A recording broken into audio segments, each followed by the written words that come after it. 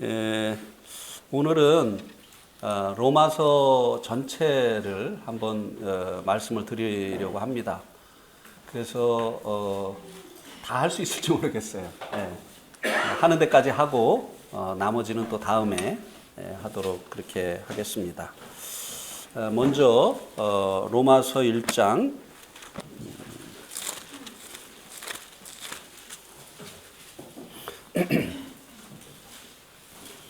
로마서 1장 16절, 17절 말씀을 제가 한 절 읽고 여러분들이 교독하시고 이렇게 읽도록 하겠습니다. 제가 16절 읽겠습니다. 내가 복음을 부끄러워하지 아니하노니 이 복음은 모든 믿는 자에게 구원을 주시는 하나님의 능력이 됨이라. 먼저는 유대인에게요 그리고 헬라인에게로다.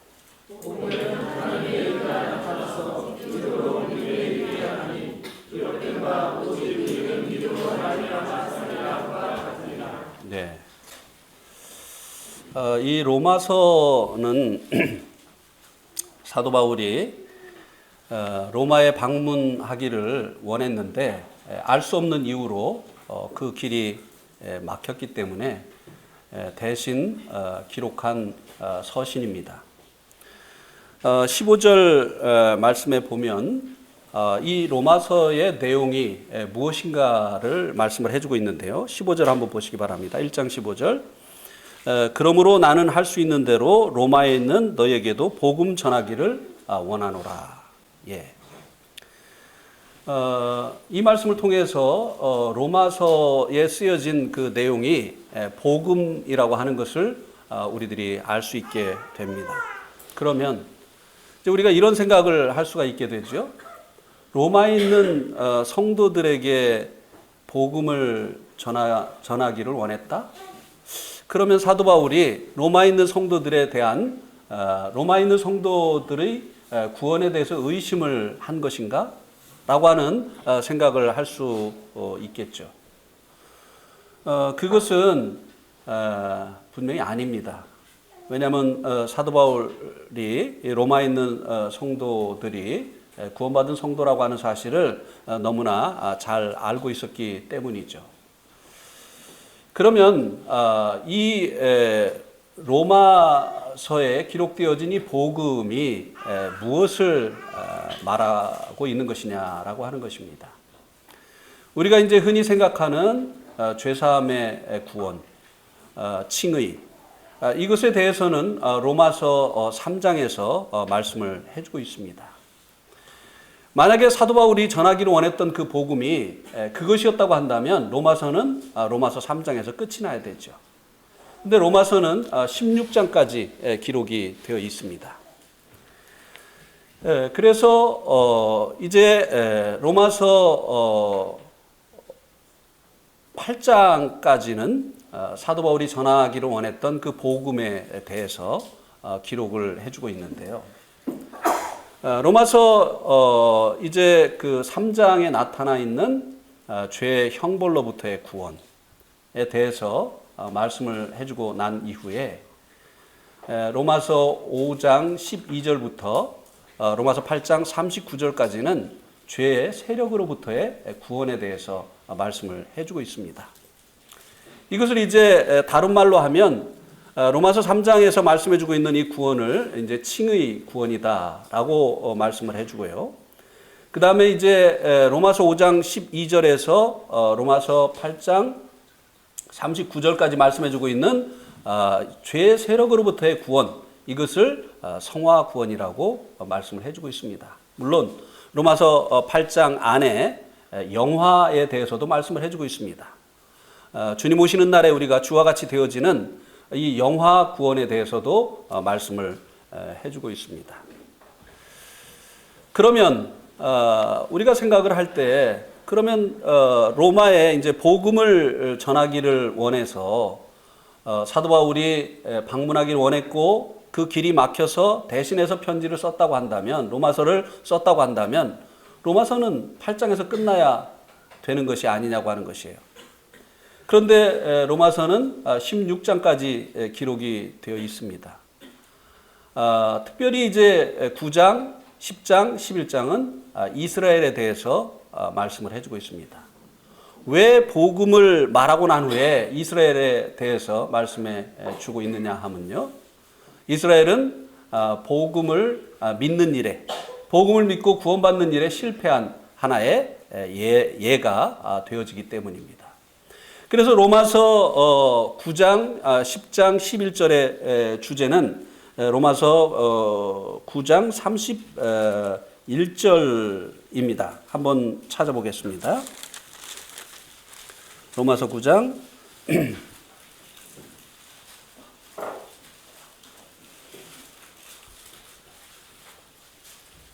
32절 한번 같이 읽겠습니다. 시작.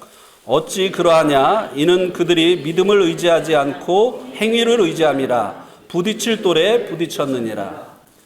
이 이스라엘을 실패한 복음에 있어서 실패한 하나의 예로 들어주고 있는데 그 원인이 무엇인가 하면 그들이 믿음에 의지하지 않고 행위를 의지했기 때문이다 라고 말씀을 해주고 있습니다. 그리고 이제 12장부터는 이 복음에 합당한 성도의 삶에 대해서 말씀을 해주고 있죠. 신앙의 실행적인 면에 대해서 말씀을 해주고 있습니다. 특별히 이제 12장에서는 하나님의 선하시고 기뻐하시고 온전하신 뜻을 분별해서 몸을 드려야 될 것에 대해서 말씀해주고 있습니다. 신앙생활은 이 몸으로 하는 것이라고 하는 것을 말씀해주고 있죠. 마음으로 하는 것이 아니라 이 몸을 들여서 하는 것이 신앙생활이라고 하는 것을, 실제적인 신앙생활이라고 하는 것을 이제 이 12장 말씀을 통해서 말씀해 주고 있습니다. 그리고 이제 이 12장에서 은사의 분량을 따라서 하나님 앞에 자신을 헌신해야 될 것을 말씀을 해주고 있죠. 몸을 들여서 주님을 섬기는데 특별히 자기의 그 은사를 분별해서 그 은사에 맞게 헌신을 해서 섬겨야 될 것에 대해서 말씀을 해주고 있습니다. 13장은 그리스도인들이 하늘에 속하였고 그리스도인들의 신분이 하늘에 속하였고 그리고 이제 성령의 법으로 사는 새로운 피조물이 되어졌지만 여전히 이제 땅에 살고 있잖아요. 그래서 이 위에 있는 권세, 이 땅의 그 정부에 대해서 그리스도인들이 어떠한 태도를 취해야 되느냐에 대해서 13장에서 말씀해 주고 있습니다. 실제적인 그리스도인들의 이 삶에 대해서 얘기를 해주죠. 저는 좀 요즘 기독교인들을 보면서 좀 불만이 있습니다. 왜냐하면 자기들이 원하는 정부가 들어섰을 때는 이 말씀을 인용을 합니다. 위에 있는 권세에 굴복하라고 하지 않았느냐. 이렇게 하다가 자기들이 원치 않는 정부가 들어서면 이 말씀이 어디로 사라져 버립니다. 좀 불만이 있어요. 그래서 위정자의 이름을 함부로 부른다든지 심지어는 별명을 부른다든지 이거 하나님의 말씀에서 가르치고 있는 성도가 해야 될 바가 아니라고 하는 것이죠. 그래서 이 성경은 어떤 신앙의 원리만을 말씀해주고 있는 것이 아니라 이 원리를 삶 가운데 실제적으로 적용해야 될 것에 대해서 말씀해주고 있습니다.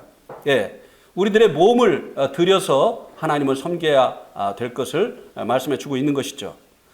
그래서 14장에서는 형제를 비판하지 말 것에 대해서 말씀을 해주고 있습니다.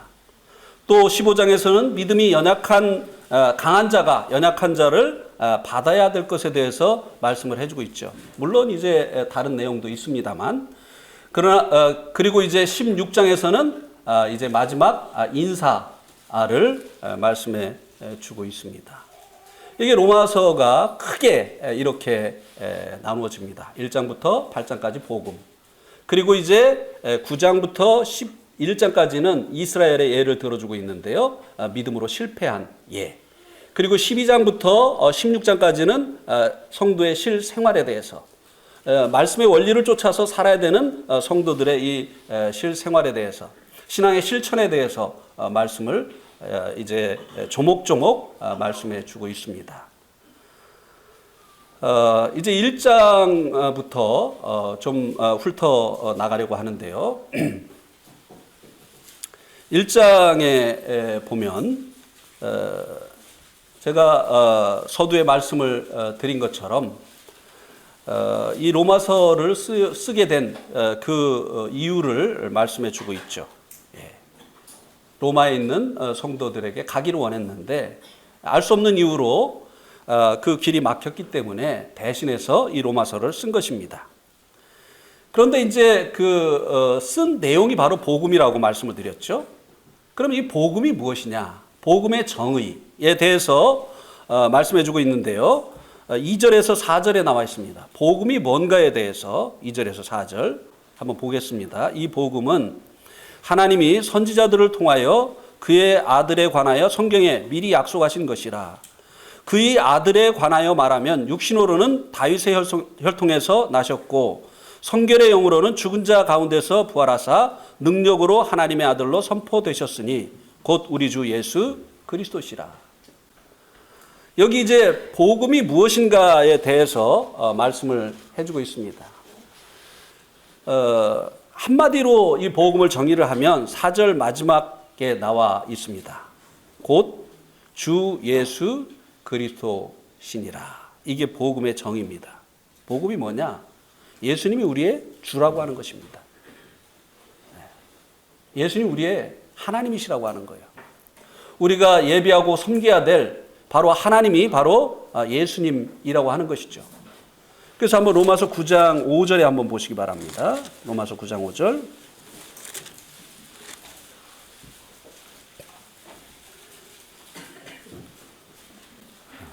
또 같이 읽어보겠습니다. 로마서 5장 9절 시작. 조상들도 그들의 것이요 육신으로 하면 그리스도가 그들에게서 나셨으니 그는 만물 위에 계셔서 세세에 찬양을 받으실 하나님이시니라. 아멘. 예수님이 누구라고요? 세세에 찬양을 받으실 하나님이시라는 거예요. 예. 주라고 하는 것은 모든 피조물에 대한 권리를 가지고 계신 분이시다라고 하는 의미가 됩니다. 그러니까 우리도 지음받은 피조물이기 때문에 우리 생에 대한 권리가 그분에게 있다는 것입니다. 예. 우리 인생이 우리의 것이 아니라고 하는 것입니다. 우리의 자아 실현을 위해서 인생을 살 것이 아니라고 하는 것입니다. 예. 우리가 원하는 대로 살아야 되는 것이 우리의 인생이 아니라고 하는 것입니다. 만들어진 것은 만든 자의 목적을 따라서 존재를 해야 되는 것이에요. 시계도 마찬가지잖아요. 시간을 알려주기 위해서 만들었기 때문에 시간을 알려주는 시계가 가치 있는 것입니다. 하나님께서 지으신 그 목적대로 존재하지 않는 인생은 하나님 보실 때 고장난 인생인 것이에요. 복음은 예수님이 우리의 주님이시다라고 하는 것입니다. 근데 복음에서 이게 많이 빠져 있어요. 그러다 보니까 복음을 들었다고 하는 사람들이 여전히 자기 마음대로 자기 인생을 살고 있어요. 자기 기분대로 살고 있어요. 자기가 원하는 것을 위해서 살고 있어요. 예. 그래서 이 복음의 핵심은 바로 예수님이 주이시다. 우리가 섬겨야 될 하나님이시다. 우리 생에 대한 권리가 그분에게 있다. 예. 그래서 정말 이 복음이 복음되게 하려고 하면 예수님을 자신의 주인으로 받아들이는 이 회개가 먼저 일어나야 되는 것이죠. 예. 주인이 바뀌어야 돼요. 내 생에 대한 권리를 내가 가지고 있다가 이 권리를 주님에게 내어주는 거예요. 사도 바울이 주님을 만났을 때 그가 한 고백이 무엇입니까? 주여, 뉘시니까. 그 다음에 한 말이 무엇입니까? 주여, 내가 무엇을 하리까? 이게 정상이에요. 미래의 죄까지 다 사해 주셨으니까 이제는 더 잘 됐네. 이렇게 하고 자기가 원하는 그런 인생을 살 것이 아니라고 하는 것입니다. 예. 그래서 이 복음은 예수님이 우리의 주 되신 것. 그 다음에 뭐라고 했습니까? 주 예수. 예. 예수는 무엇입니까? 구원자이시죠. 예수님이 하늘과 땅 사이에 유일하신 구원자라고 하는 것이죠. 세상에 많은 이 종교가 있죠. 그래서 성경은 이 종교를 이제 길이라고 이야기를 합니다. 근데 어떤 길은 사람의 보기에 바르지만 필경은 뭐라고요? 사망의 길이다. 많은 종교가 우리의 종교의 길을 가면 결국은 천국에 이른다. 이렇게 이야기를 합니다만 그러나 하나님께서 주신 천국에 가는 유일한 길은 바로 예수 그리스도 그분밖에 없다고 하는 것입니다. 내가 곧 길이요 진리요 생명이니 나로 말미암지 않고는 아버지께로 올 자가 없느니라.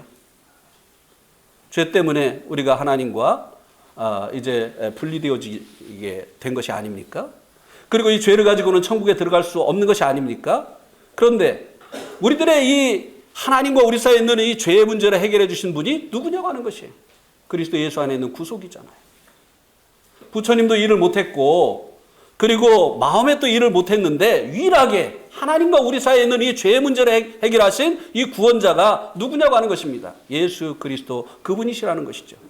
그래서 예수님을 주인으로 믿고 예수님을 나의 구원자로 믿는 것이 이것이 바로 복음을 믿는 것이 되어지는 것입니다.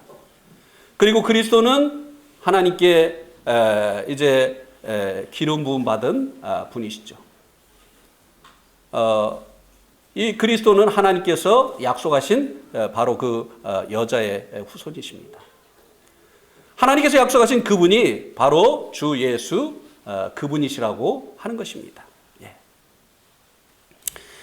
그래서 이 복음의 이 정의는 주 예수 그리스도이십니다.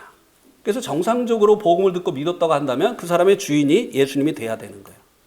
그 사람에 대한 생의 권리가 예수님께 있어야 되는 것이에요. 그리고 그분의 구원자가 예수 그리스도가 되어져야 되는 것입니다. 그리고 하나님이 약속하신 그분이 바로 예수, 이분이 되어져야 되는 것입니다. 그 다음에 이제 이 복음의 그러면 기능이 무엇이냐, 복음이 어떤 기능을 가지고 있느냐에 대해서 우리가 읽은 1장 16절하고 17절에서 말씀해 주고 있습니다. 다시 한번 보겠습니다. 내가 복음을 부끄러워하지 아니하노니 이 복음은 모든 믿는 자에게 구원을 주시는 하나님의 능력이 됨이라. 먼저는 유대인에게요 그리고 헬라인에게로다. 복음에는 하나님의 의가 나타나서 믿음으로 믿음에 이르게 하나니 기록된 바 오직 의인은 믿음으로 말미암아 살리라 함과 같으니라.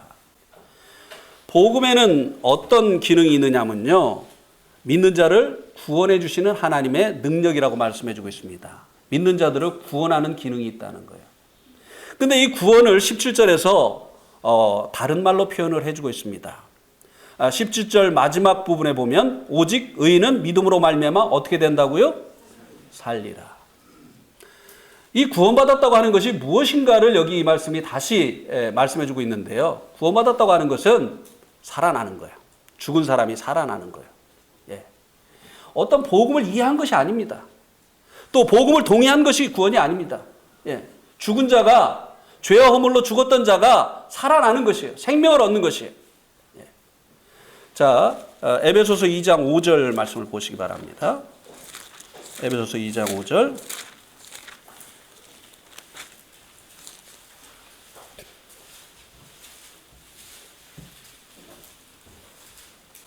같이 읽겠습니다. 에베소서 2장 5절. 시작. 허물로 죽은 우리를 그리스도와 함께 살리셨고 너희는 은혜로 구원을 받은 것이라. 여기 보니까 허물로 죽은 우리를 그리스도와 함께 어떻게 했다고요? 살리셨죠. 근데 그것을 가로에 뭐라고 말씀해 주고 있습니까? 너희는 은혜로 구원을 받은 것이라. 구원이 무엇이냐고 하는 것이에요. 구원은 죽은 자가 살아나는 것이에요.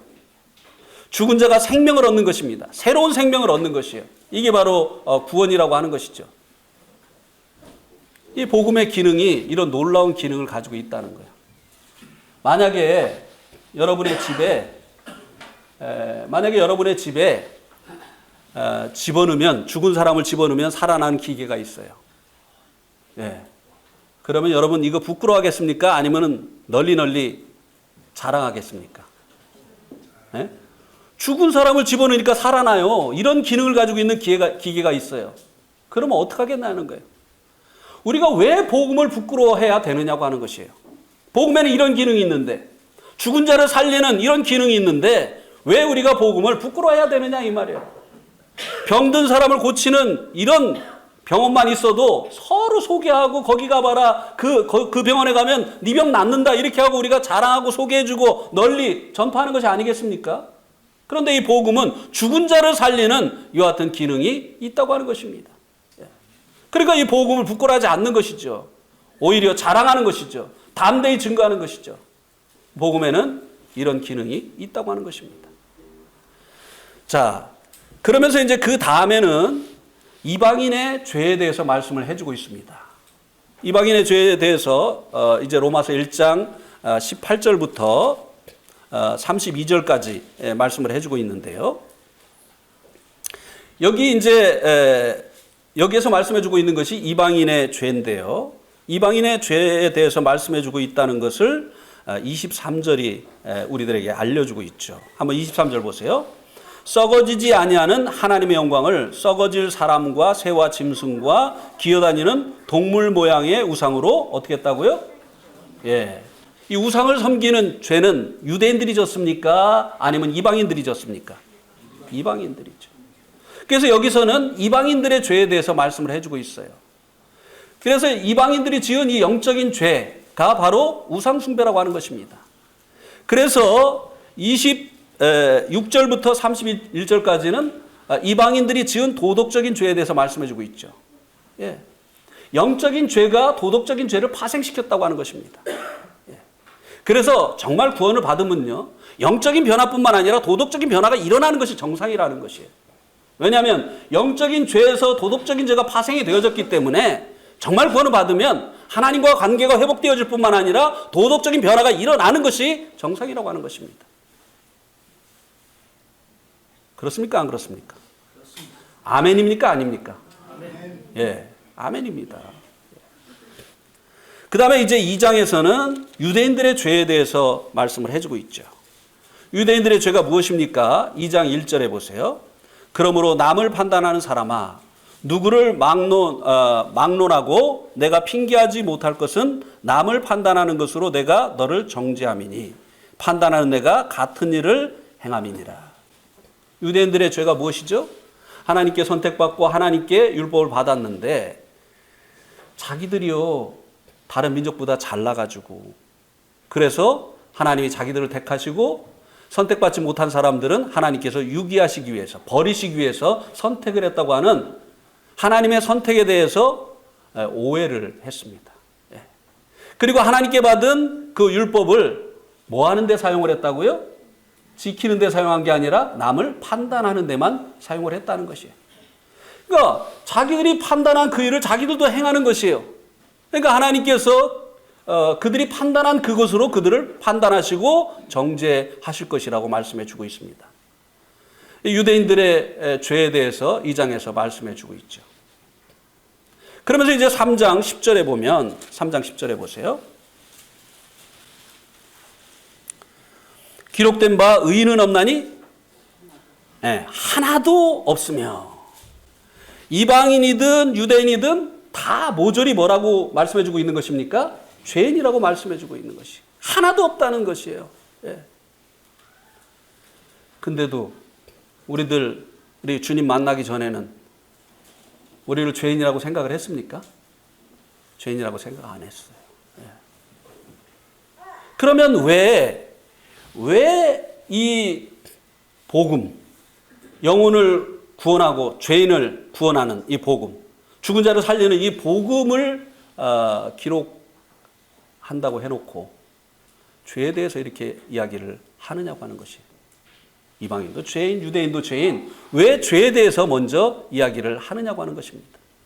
여러분이요, 복음을 전하기를 원하면요, 이걸 깨달아야 돼요. 병원에 환자가 왔습니다.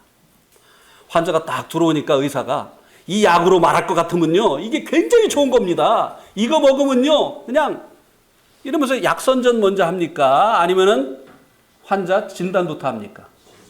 예, 진단부터 하죠. 제가 속이 안 좋아가지고 병원을 자주 가가지고 이 속병에 대해서는 제가 경험을 통해서 도가 텄습니다. 예. 병원에 가면은 어떻게 오셨습니까? 뭐를 도와드릴까요? 이렇게 묻습니다. 그러면은 배가 아파서요. 그러면은 그 다음에 의사 선생님이 무엇을 묻습니까? 윗배가 아픕니까? 아랫배가 아픕니까? 이렇게 물어보죠. 그죠? 이건 뭐죠? 위가 아픕니까? 장이 아픕니까? 이거 물어보는 거잖아요. 그죠? 그 다음에 아이고 윗배가 아파요. 그러면은 그 다음에 뭐 물어보죠? 식사를 하시고 나서 아픕니까? 공복 시에 아픕니까? 이거를 물어보잖아요.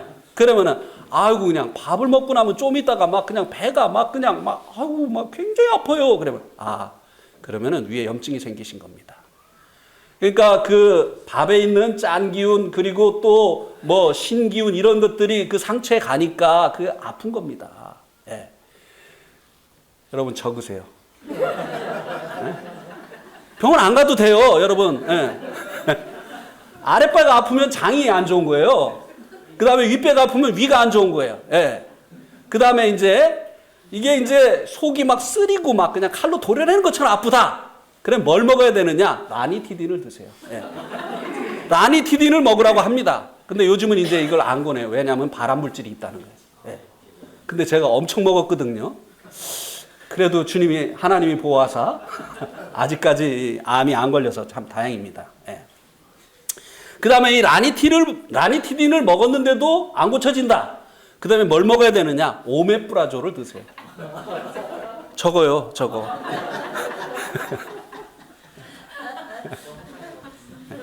너무 많이 먹었어요. 배 아픈데 먹는 약은 제가 종류별로 그 약이 어디에 필요한 약인지 알아요. 가스 찼을 때, 뭐 이거, 아니요. 가스명수 아니에요.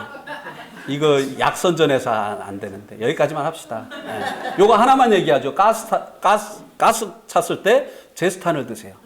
예. 이건 가스 제거제입니다. 예. 그래서 이제 병원에 가면 의사가 먼저 진단을 하잖아요. 그리고 당신은 지금 위에 염증이 있습니다.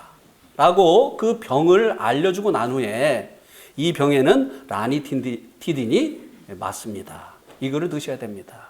이렇게 얘기하기 때문에 이 복음을 말하기에 앞서서 사람들이 죄인이라는 것을 말해준 것이에요. 자기가 죄인인 걸 알아야지 죄인을 구원하러 오신 예수님을 믿잖아요. 그러니까 우리가 복음을 전하려고 하면요, 미안하지만 사람들이 자기가 죄인인 것을 알도록 해주는 일을 먼저 해야 되는 것이에요. 예, 기분 나빠하죠. 제가 지난 9월 달에 충주교회 그 수련회 가서 말씀을 전하고 오지 않았습니까? 26년 만에 부친이 한 분이 침례를 받으셨어요. 구원받고. 이분이 이제 자매님의 아버지이신데 교회 처음 막 딸이 막 그냥 강권을 해가지고 오셨어요.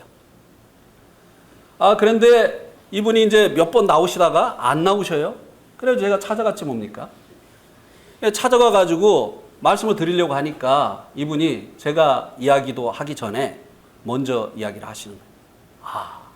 그 교회 참 좋습니다. 가족적인 분위기고 그리고 밥도 주고 참 좋습니다. 이렇게 이야기를 하세요. 근데 딱 한 가지 고쳐야 될 게 있습니다. 그래가지고 그게 뭔데요? 그거 딱 한 가지만 고치면은 교회 부흥하겠습니다. 그게 뭔데요? 그러니까 그래. 교회 처음 온 사람은 구석탱이다 뭘 앉혀놓고 죄 졌습니까? 안 졌습니까? 죄인인 거 아세요? 모르세요? 기분 나빠서 그 다음에 갈 마음이 안 생깁니다. 교회 처음 나온 사람한테 자꾸 죄인이라고 하면 누가 그 다음에 교회 가고 싶겠습니까? 그렇게 얘기를 하시더라고요. 그죠?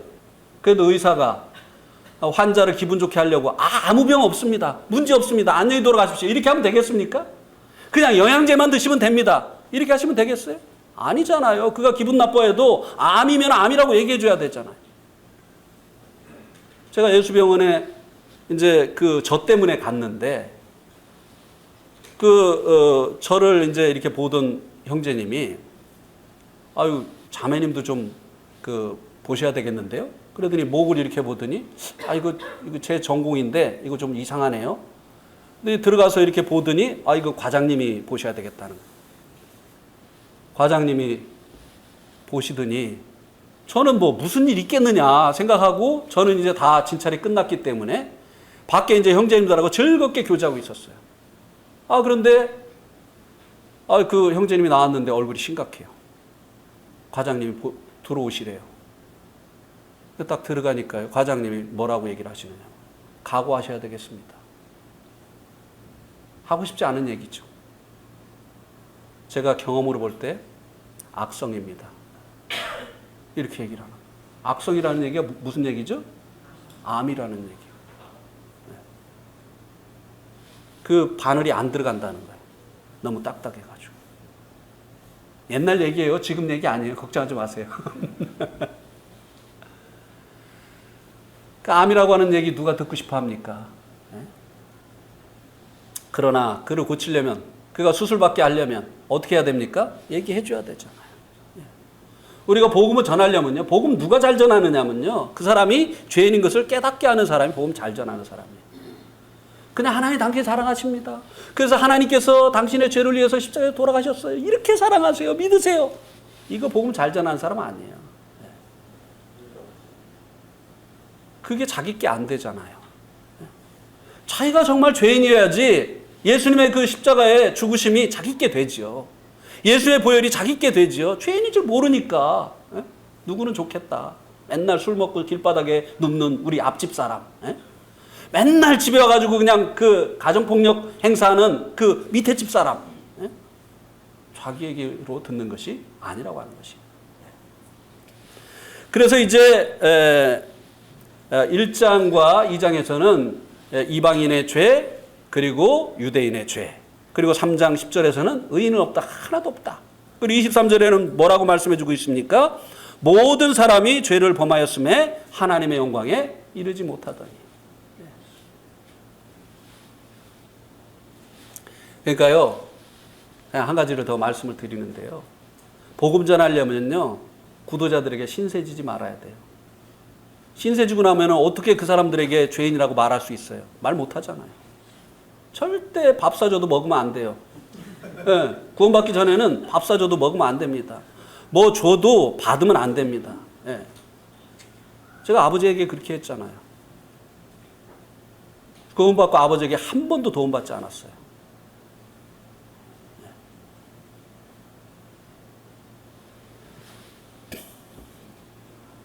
그 다음에 이제 이 3장 19절과 20절에서는 율법의 행위로는 의롭다함을 얻을 수 없다고 하는 것에 대해서 말씀해 주고 있습니다.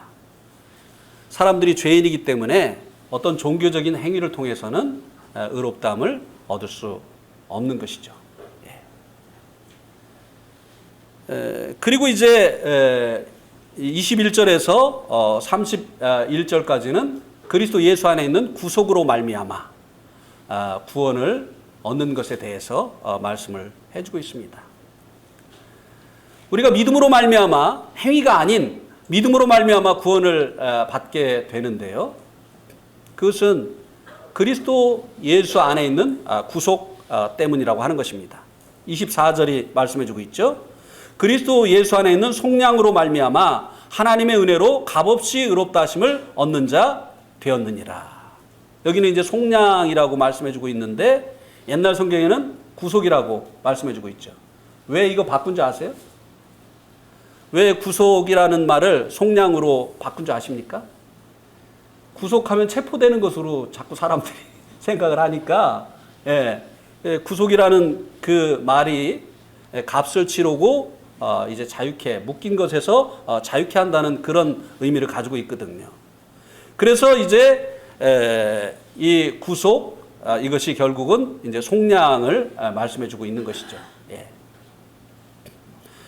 우리 한번 이사야서 43장 2절 3절을 보겠습니다.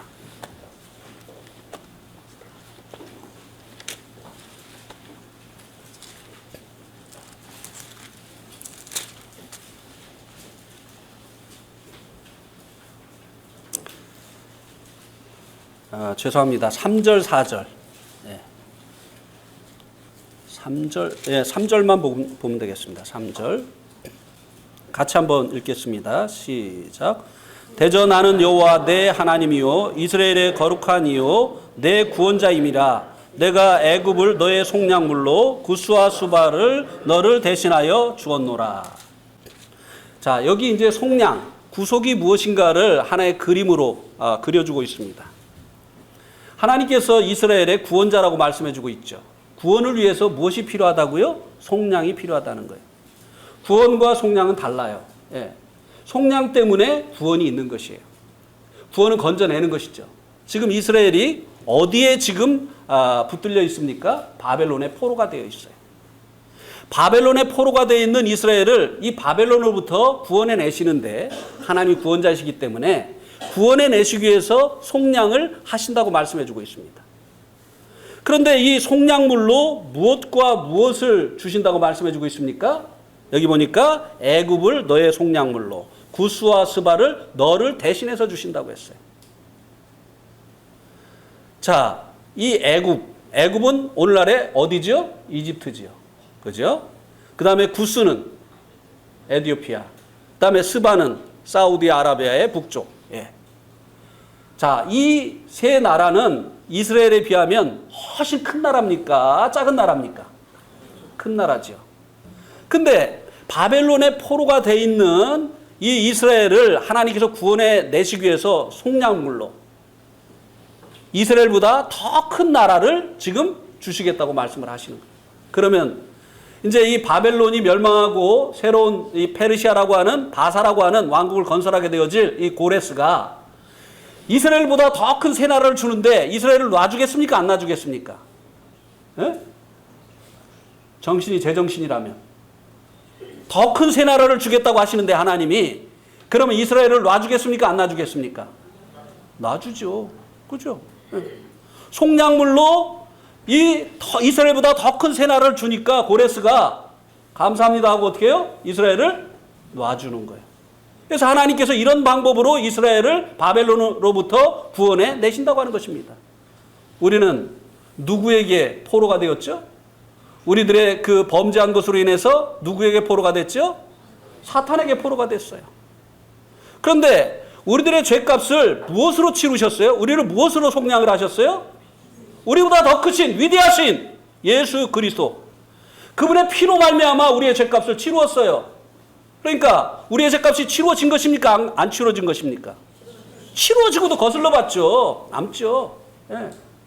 더 큰 애굽과 구스와 스바를 주고 이스라엘 백성들을 거기서 건져낸 것처럼 우리들을 예수 그리스도의 그 피, 무궁한 생명의 능력을 가지고 계신 예수 그리스도의 그 피를 우리들의 죄값으로 지불하시고 하나님께서 우리를 사단의 그 사망 권세로부터 구원해 내신 것입니다. 네. 우리가 다 이걸 믿죠? 믿죠? 믿어요, 안 믿어요? 하여튼 대답들 안 하셔. 다 이 믿고 구원 받았죠? 예, 구원 받았습니다. 예. 근데 우리 편에서 무엇을 하지 않았잖아요. 하나님 편에서 하셨잖아요. 예수님을 통해서. 그죠? 그러니까 이게 무엇입니까? 은혜잖아요. 은혜. 그러니까 이 구원받은 사람들의 특징이 무엇입니까? 감사가 있고 찬송이 있는 것이. 근데 자기가 무엇을 해서 구원받는다고 생각하는 사람들은 무엇이 있겠습니까? 자랑이 있는 거예요. 예, 내가 교회 몇 년 다녔다. 내가 11조를 그냥 성실하게 했다. 내가 성수주의를 몇 년을 그냥 했다. 내가 시골에 교회 예배당 져준 것만 해도 몇 개다. 자기 자랑이 많은 거예요. 그러니까 이것을 주고 천국을 살려고 하는 것이죠. 예. 그런데 사람의 행위로 하나님 앞에 의롭다함을 얻을 수 있다고요? 구원받을 수 있다고요? 없다고 하는 것입니다. 그래서 이제 예수님께서 우리의 그 죄를 당신의 그 피로 다 이제 갚아주셨기 때문에 우리가 단지 믿음으로 말미암아 의롭다함을 얻고 구원을 받게 되니까 이게 웬 말이냐 이거예요. 이게 왜 은혜냐 이 말이에요. 그러니까 찬송과 감사가 우리의 삶 가운데 넘치게 되는 것이고 또 사람들을 대할 때 은혜로 대하게 되는 거예요. 은혜로 대하게. 사람이 왜 저래? 저 사람도 구원받아야 되는구나. 그 사람을 위해서 기도하게 되어지고 그 사람을 참아주게 되어지고 그 사람에게 선을 베풀고 이렇게 하게 되어지는 것이죠. 그렇습니까? 안 그렇습니까? 예, 그렇잖아요. 예. 그리고 이제 구약에 수도 없이 많은 이 속죄 제사가 있잖아요. 그죠? 죄를 지면 어떻게 하라고 했죠? 속량물을 가지고 제사장에게 오라고 했잖아요. 그죠? 제사장에게 이제 자기 죄를 대속할 속량물을 가지고 오면 제사장이 이제 어떤 일을 하라고 합니까? 그 염소의 머리에다가 어떻게 하라고요? 손을 얹으라고 하죠. 그럼 이게 무슨 의미죠? 내 죄가 그에게 전가된다는 것이죠. 그러면은 나의 죄 때문에 이 제사장이 누구의 목을 자르게 됩니까? 속량물의 이 목을 자르게 되어지는 것이죠. 그리고 이 피가 번제단 앞에 이제 부어지게 될 때 하나님께서 우리들의 죄값을 받아내시는 이와 같은 하나의 그 모형이 되어지는 것이죠. 그죠? 그래서 이 속량물의 이 대속을 통해서 우리들이 죄사함을 받게 되어진다고 하는 이 사실을 구약에서도 수도 없이 이야기를 해왔다고 하는 것입니다. 이것은 하나의 무엇이었습니까? 모형이었어요. 모형. 이 그림자였습니다. 그림자의 실체가 바로 예수 그리스도였던 것이죠. 그래서 이제 이 5장에서는 4장에서는 믿음으로 말미암아 구원을 받은 이제 구약의 두 인물을 이야기를 해주고 있습니다. 처음은 누구죠? 아브라함. 4장 1절에 보면 육신으로 우리 조상인 아브라함이 무엇을 얻었다 하리요? 만일 아브라함이 행위로서 의롭다함을 받았으면 자랑할 것이 있었으려니와 하나님 앞에서는 있다 없다? 없다. 왜요? 아브라함이 행위로 의롭다함을 얻은 게 아니니까요. 우리 한번 창세기 15장 말씀을 한번 보시겠습니다.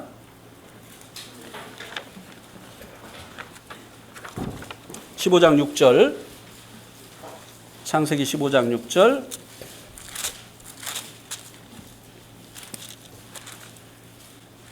같이 읽겠습니다. 시작. 아브라함이 여호와를 믿으니 여호와께서 이를 그의 의로 여기시고, 아브라함의 행위를 의로 여기셨다고 했습니까? 그의 믿음을 의로 여기셨다고 했습니까? 예, 아브라함이 무엇으로 하나님의 의롭다함을 얻었어요? 믿음으로. 왜 그러면 이 사도 바울이 믿음으로 말미암아 의롭다함을 얻는 이 칭의 구원에 대해서 말씀을 해주고 나서 이 구약의 인물인 아브라함의 예를 들어주고 있느냐고 하는 것입니다.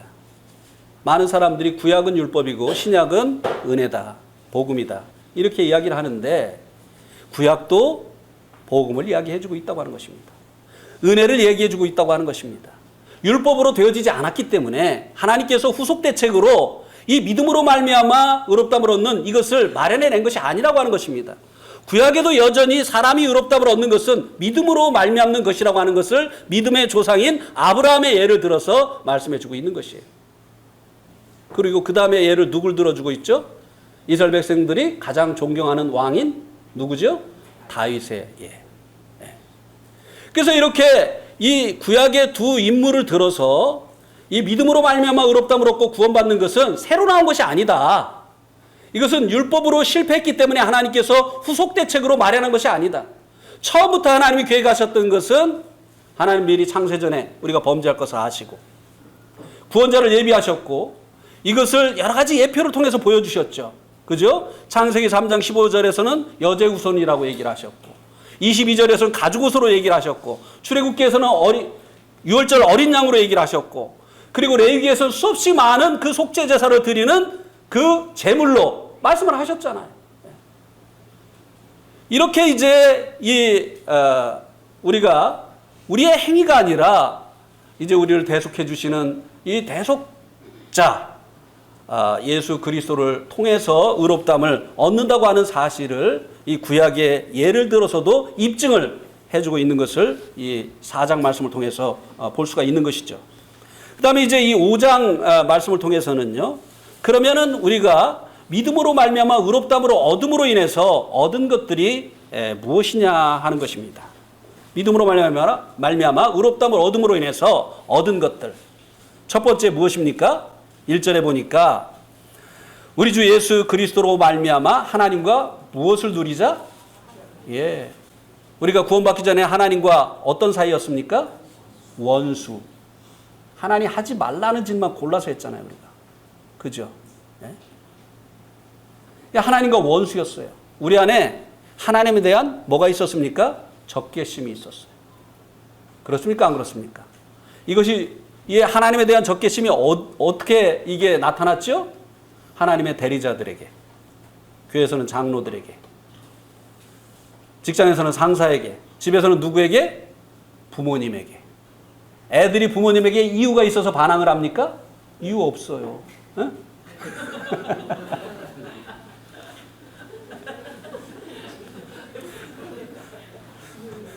요즘은 우리 김영선 자매님 대신 상원이가 말씀을 많이 도와주는 것 같아요.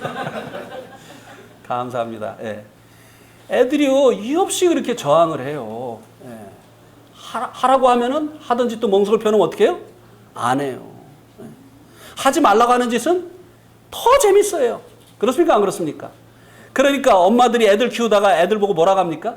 아이고, 이 왼수가 따로 없다. 합니까? 안 합니까? 해보셨어요? 안 해보셨어요?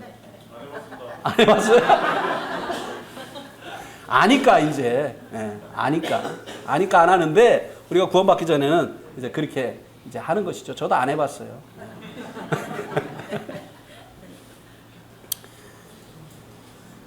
네. 그런데 이제 이렇게 하나님과 원수되었던 우리들이 이제는 뭡니까? 예수 그리스도로 말미암아 하나님과 어떻게 해요?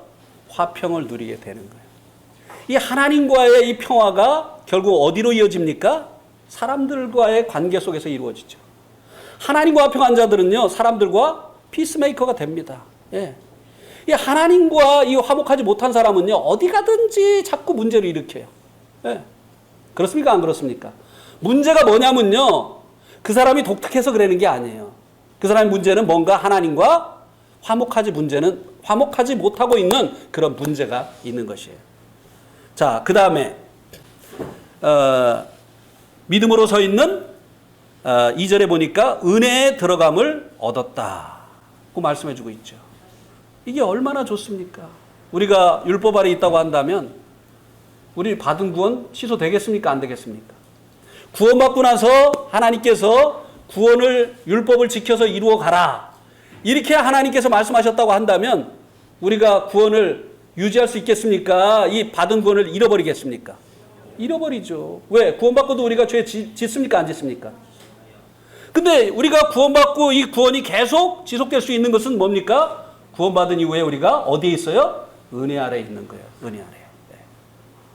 근데 이 은혜는요, 하나님께서 구원받은 자들에게 베푸신 이 은혜는요, 대속의 은혜만이 아닙니다. 수없이 많이 있어요. 자, 보세요. 시편 22편이 뭘 얘기해주고 있죠? 고난받으시는 주님에 대해서 얘기해주고 있죠. 그러면은 시편 24편은 무엇을 얘기해주고 있죠? 영광의 왕으로 오실 주님에 대해서 얘기해주고 있죠. 그럼 중간에 시편 23편은 뭐를 얘기해주고 있어요? 여호와는 나의 목자시니. 근데 요 은혜만 은혜인 줄 알아요. 주님이 우리의 죄를 위해서 고난받으신 요것만 주님의 은혜인 줄 알아요. 영광의 왕으로 다시 오시는 주님, 이것도 큰 은혜잖아요. 주님 오시는 그날에 그와 같이 우리가 변화되어질 것이잖아요. 지금은 우리의 그 하나님의 자녀라고 하는 이 새로운 생명이 그리스도 안에서 하나님 안에 감춰져 있잖아요. 그러니까 우리가 얼마나 영광스러운 존재인지 우리도 잘 모르고 세상 사람들도 몰라봐요. 그런데 이것이 주님 오시는 날에 드러나게 되어진다고 하는 것입니다. 예. 그러니까 이것도 얼마나 큰 은혜인지 몰라요. 우리가 얼마나 큰 은혜를 받았는지요, 천국 가면은 그때야 비로소 알게 되어질 거예요. 그냥 죄 사함 받은 거, 이거는 정말 은혜 중에 아주 지극히 일부라고 하는 것을 우리들이 알게 되어질 것이에요. 근데 더 감사한 것은 무엇입니까? 현재 삶 가운데서 주님이 우리를 어떻게 하세요? 목자 되셔서 인도하시잖아요. 보호해 주시고, 그리고 우리가 가야 될 바른 길을 알려주시고, 또 바른 길을 갈 수 있도록 어떻게 해요? 뒤에서 밀어주시고, 앞에서 당겨주시고, 이렇게 하시잖아요. 그렇지 않으면 우리 어떻게 되겠어요? 마귀가 가만둡니까? 주님 보호해 주시지 않으면? 이 땅에서 다른 왕을 섬기는데, 자기가 이 세상 임금인데, 다른 왕을 섬기니 마귀가 가만두겠습니까? 가만 안 두잖아요. 근데도 우리에게 아무 일도 없는 이유가 무엇입니까? 주님 우리를 보호하시기 때문이에요. 이거 아세요? 여기에도 지금 병균이 얼마나 많은 줄 아세요? 근데 왜 우리가 이렇게 멀쩡하게 지금 살아있느냐고 하는 것이에요. 순간순간이 주님의 은혜예요. 아십니까 이거? 그렇다고 한다면 우리가 이 모든 것을 다 감사해야 되잖아요. 우리가 이 은혜 안에 있다고 하는 거, 이것이 얼마나 놀라운 것인지 모른다고 하는 것입니다. 율법은 뭐예요? 우리가 하면 주고 못하면 벌 받고. 근데 은혜는 하나님 편에서 다 주시는 거잖아요. 그 다음에 하나님의 영광을 바라고 즐거워하느니라. 자, 3장 23절하고 한번 비교를 해봅시다. 3장 23절. 모든 사람이 죄를 범하였음에 하나님의 영광에 이르지 못하더니. 자, 우리는 과거에 하나님의 영광에 이르지 못하던 사람들이었어요. 하나님이 두려웠던 사람들이었어요. 도둑이요, 밤새도록 밤 작업을 했어요. 그래가지고 이제 아침에 돼가지고 이제 해장국을 먹으러 갔습니다. 아, 근데 거기에 이응순 형제님이 온 거예요. 경찰이 들어온 거예요. 자기 잡으러 온 거 아니거든요? 근데 이 밤 작업을 하고 이제 그 해장을 하려고 하는 이 도둑이 경찰이 딱 들어오면 어떻습니까? 경찰이 반갑겠습니까? 두려워요. 우리가 이 죄 가운데 있을 때, 죄의 문제가 해결되지 않았을 때 하나님의 두려운 존재였어요. 아담이 범죄한 후에 어떻게 했죠? 숨었죠. 예. 그리고 자기들의 그 죄로 인한 부끄러움을 가리려고 노력을 했죠. 예. 하나님 부르시니까 뭐라고 했죠? 우리가 두려워하여 숨었다고 했어요. 예.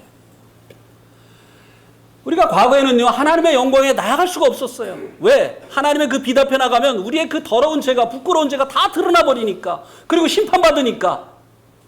죄인들이요, 하나님 앞에 영광에 나가면 죽는 겁니다. 그죠? 모세가 하나님께 자신의 영광을, 하나님의 그 영광을 보여달라고 했을 때 하나님께서 뭐라고 말씀하셨죠? 나의 영광을 보고 살 자가 없다고 했어요. 그런데 이제는 이 5장 2절 말씀해 보니까 하나님의 영광을 어떻게 한다고요? 바라고서 즐거워한다는 거예요. 이 구원받은 성도들은요, 영광스러운 그 하나님의 모습을 볼 날을 고대하고 살아갑니다. 그렇습니까? 안 그렇습니까? 구원받은 사람들의, 모든 구원받은 사람들의 소망은 뭐예요? 그분의 영광을 보는 거예요. 그렇습니까? 안 그렇습니까?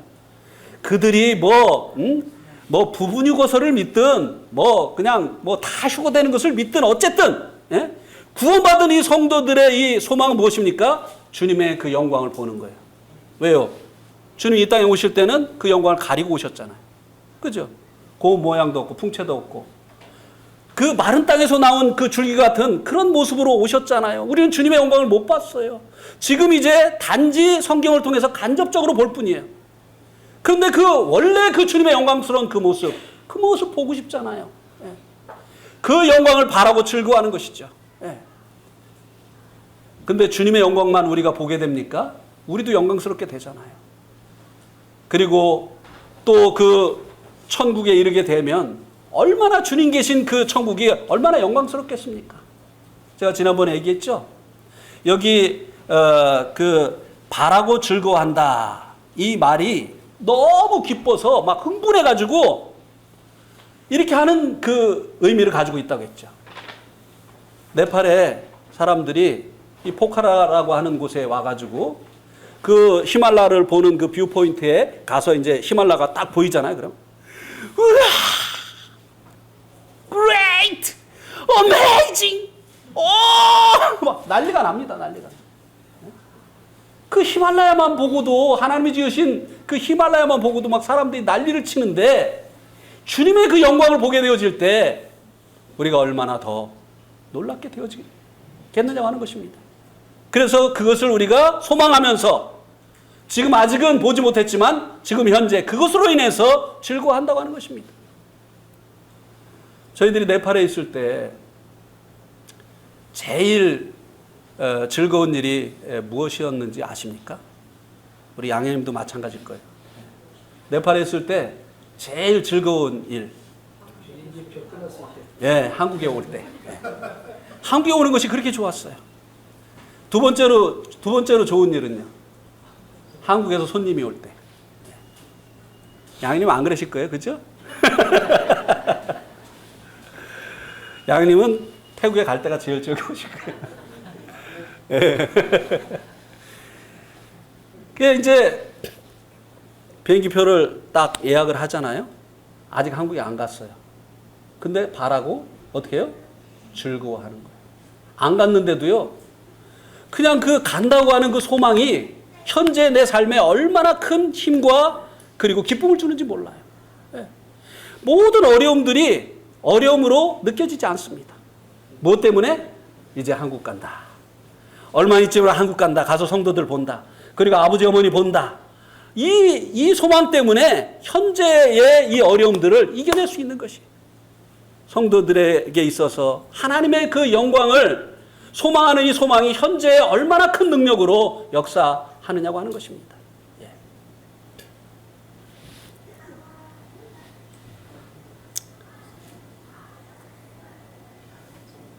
예. 6절하고 11절까지만 하고 오늘 마쳐야 될 것 같습니다. 나머지는 또 다음에 하도록 하겠습니다. 6절에서 이제 11절까지에는요, 특별히 9절, 10절을 한번 보시기 바랍니다.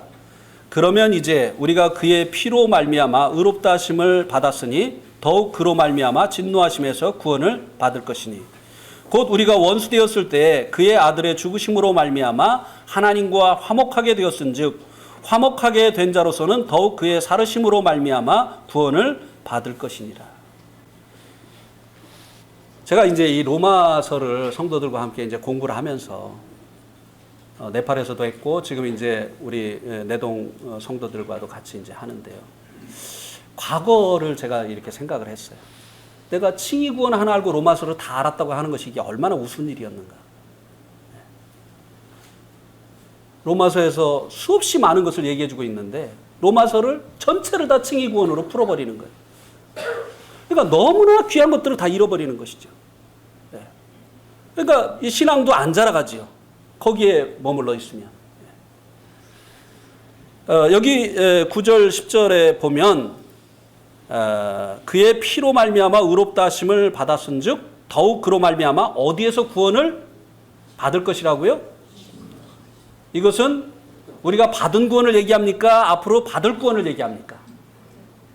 이거는 우리가 받은 구원을 얘기합니까? 앞으로 받을 구원을 얘기합니까? 구원을 뭐예요? 얻을 것이라고 미래 시제로 얘기해주고 있죠.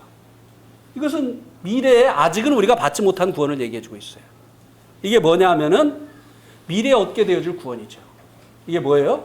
어디서부터 구원을 받는다고요? 진노하심에서 구원을 받는다. 이 진노는 무엇을 얘기하죠? 예수님께서 공중에 오실 때 이 땅에는 하나님의 진노가 쏟아지기 시작할 겁니다. 그게 뭐예요? 7년 환란이잖아요. 이 그리스도인들은 하나님의 죄에 대한 이 형벌, 이 심판으로부터 구원을 받았을 뿐만 아니라 이 땅에 임하는 이 환란으로부터 구원을 받는다고 하는 것입니다. 얼마나 좋아요. 예수 그리스도의 피로 말미암아 우리가 우리들의 죄에 대한 형벌로부터 구원을 받았을 뿐만 아니라 그래서 죄 없다 하심을 받았을 뿐만 아니라 미래에 임하게 되어질 하나님의 이 진노로부터 우리가 구원을 받게 되어진다고 하는 것입니다. 근데 여기 그 구원의 근거가 뭐라고 얘기해주고 있죠? 여기 뭐라고 얘기해주고 있죠? 그의 피로 말미암아 의롭다 하심을 받았은즉. 그 외에 다른 조건이 있습니까? 그의 피로 의롭다함을 얻고 이기는 자들만 휴거된다. 이런 말이 있습니까? 있어요, 없어요? 없잖아요. 근데 그렇게 말하는 사람들이 있잖아요. 그래가지고 성도들을 불안하게 만드는. 그래가지고 이 부분 휴거서를 가지고 성도들을 열심내게 하는 이런 그게 아니죠. 우리의 열심은 어디서 나오는 것이죠? 완전하신 구원에서. 완전하신 구원을 거저주신 이 하나님의 사랑 때문에 이게 웬 은혜인가 웬 말인가 하는 이 하나님의 이 사랑에서 우리들의 열심이 나오는 것이고 헌신이 나오는 것이잖아요. 휴거 못 될까 봐 두려워가지고 내는 이 열심. 이거 아니잖아요. 그죠? 그러면 이기는 자가 누구냐는 거예요. 이기는 자. 자, 요한일서 5장을 한번 보세요. 요한일서 5장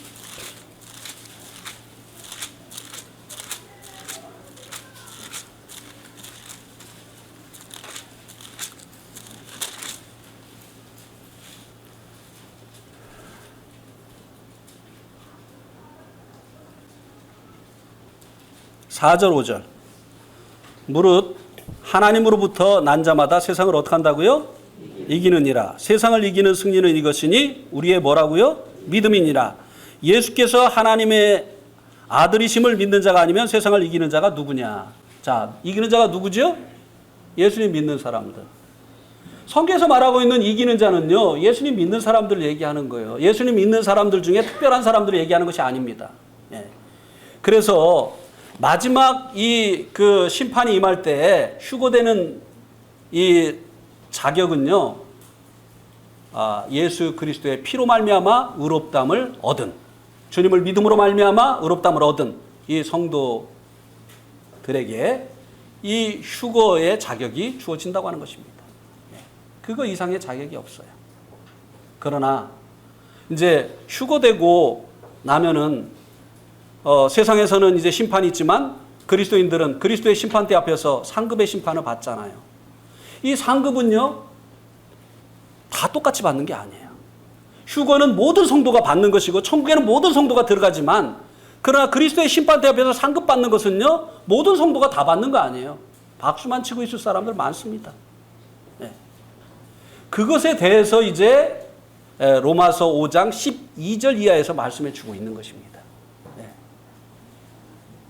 네. 오늘은 여기까지 말씀을 드리겠습니다. 예.